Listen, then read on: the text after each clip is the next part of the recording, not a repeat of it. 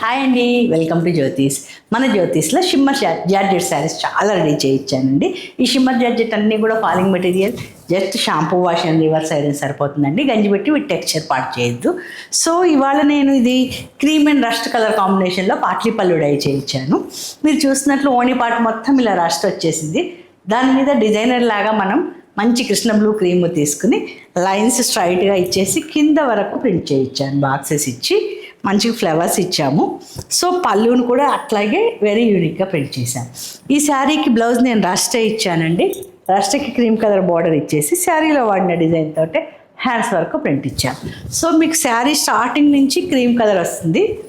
So కుచ్చల ending వరకు ఇలా cream ఉంటుంది. శారీ స్టార్టింగ్ నుంచి క్రీమ్ వస్తుంది కాబట్టి మీరు క్రీమ్ కలర్ పెట్టికోట్ వేసుకోవచ్చు.